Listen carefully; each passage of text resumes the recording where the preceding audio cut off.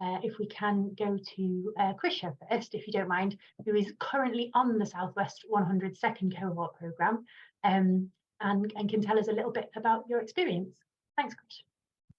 Thank you, Verity. Hi, guys. It's really lovely to see everybody's faces. I am someone who grew up in Bradford. I grew up in Bingley, right next to Beckfoot School. So it's really wonderful to see the Beckfoot name in there. I have had a really unique school experience, I think. I went to 13 schools growing up. And so from a very young age, I was able to see the sheer disparity between what certain students and pupils receive in one school as opposed to the next school right around the corner. And from a very young age, knew that I wanted to be a teacher. I, like Verity, was lucky enough to join the Teach First program and thought, this is fantastic. This is how we change the game. This is how we change the system, and had a fantastic time, but found myself in a school where I felt like I was fighting that system change without necessarily the support that I wanted and peers who felt as like-minded as I did. I was really lucky in that I managed to find my dream school and my dream opportunities, and at a very young age became a head for the first time.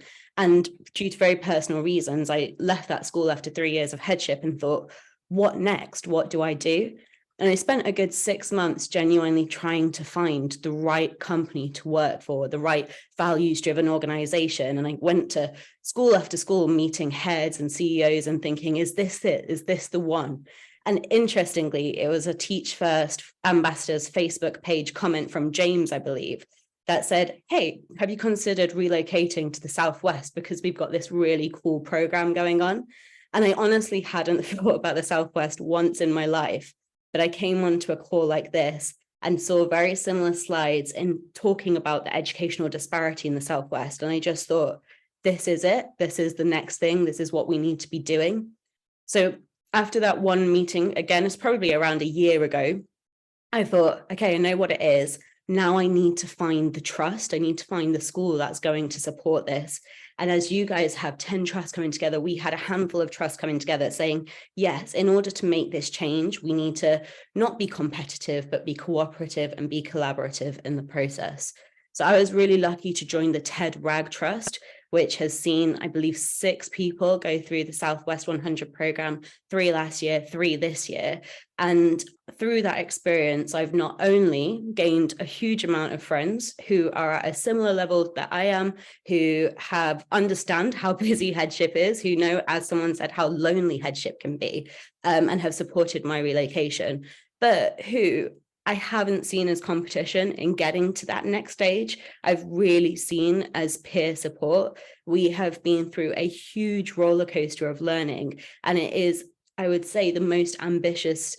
Verity, I'm not going to say it's better, as you said, but it's different in that the ambitious rate at which you are expected to really dive deep into the big questions around research and best practice, through opportunities to explore at a regional and nationwide level that best practice firsthand is just something that I think will stick with many of us for years to come, and will continue to guide our thought processes as we continue as leaders and head teachers in education.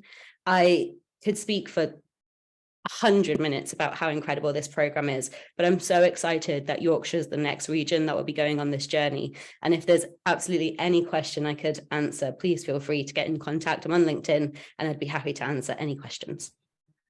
Thank you so much, Krisha. And yeah, a wholehearted approval rating there. Thank you. And Harrison, if I can pass over to you. So Krisha is currently working in an all-through school, mainly in primary, and Harrison's going to give us a bit of a view from the secondary, if possible. Yeah, so I just very briefly, I taught in London for 9 years at Paddington Academy in West London, and I've been down in Torquay for 5 years as Vice Principal for Teaching and Learning. I'm on the Southwest 100 programme now, and even though Verity is not allowed to, or is far too modest to say that it's the best CPD out there, I think I'm allowed to say that it is, in my experience, been absolutely the best CPD coming from a secondary point of view. I think we all know that some of the CPD out there is pretty ropey, and at best we kind of take back little sort of kernels of things to our schools that make an impact.